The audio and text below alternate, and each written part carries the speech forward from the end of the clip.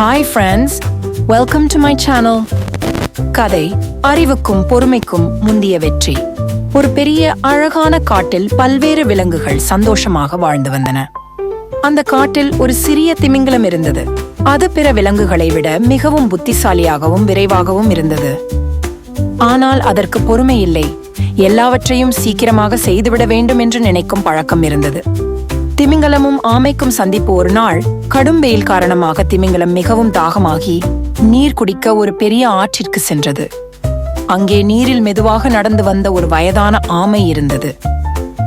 திமிங்கலம் ஆமையை பார்த்து சிரித்துக்கொண்டே கூறியது, ஆமையே, நீ இப்படி தாமதமாக நடந்து வந்தால் எதையும் சாதிக்க முடியாது. எப்பொழுதும் வேகமாக இருக்க வேண்டும். வாழ்வில் வெற்றி பெற விரைவாக இருக்க வேண்டும். ஆமை சிரித்துக்கொண்டு, மகனே, வேகம் மட்டும் வாழ்க்கையில் வெற்றியை தராது. சில நேரங்களில் பொறுமையும் யோசனையும் முக்கியமானவை என்று கூறியது. ஆனால் திமிங்கலம் இதை உளமாற உணரவில்லை. அது ஆமையை மீண்டும் சிரித்துவிட்டு பயணித்து விட்டது. புயலின் பேரழிவு. காலம் கடந்து விட்டது. ஒரு நாள் அந்த காட்டில் ஒரு பெரிய புயல் ஏற்பட்டு பலமான காற்று வீசியது. பெரிய மரங்கள் கூட வேரோடு பிடுங்கப்பட்டன. விலங்குகள் எல்லாம் பாதுகாப்பாக ஒளிந்து கொண்டன. திமிங்கலம் மிகவும் பயந்து ஓடிக்கொண்டு பாதுகாப்பான இடம் தேடினது. அது ஓடி ஓடி ஒரு பெரிய மரத்தின் கீழ் நின்றது. இந்த மரம் பெரியதாக இருக்கிறது, இது எதையும் தாங்கும் என்று நினைத்தது. ஆனால் புயல் மிகவும் சக்தி வாய்ந்ததாக இருந்தது. திமிங்கலம் இருக்கும் அந்த மரம் விழுந்து விட்டது. அதனால் திமிங்கலம் அதிலிருந்து ஓட வேண்டிய நிலை ஏற்பட்டது. மறுபுறம் வயதான ஆமை தனது உறைவிடமான மண்ணில் உண்டாகிய பள்ளத்தில் அடைக்கலம் அடைந்திருந்தது. அதனால் புயல் எவ்வளவு பெரியதாக இருந்தாலும் அது பாதுகாப்பாக இருந்தது. திமிங்கலத்தின் உண்மை உணர்வு.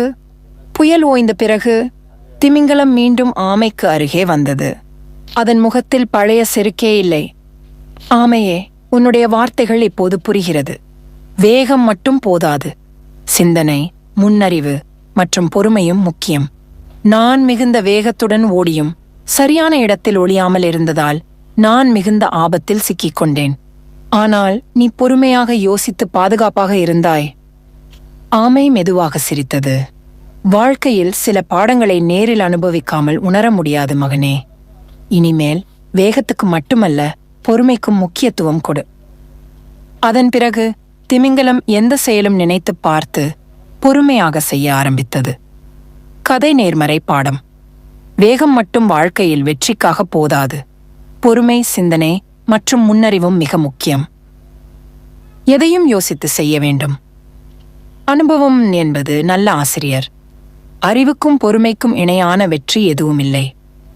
ஸ்டோரி பிடிச்ச லைக் பண்ணுங்க, ஷேர் பண்ணுங்க, சப்ஸ்கிரைப் பண்ணுங்க, காமெண்ட் பண்ணுங்க. Thank you friends.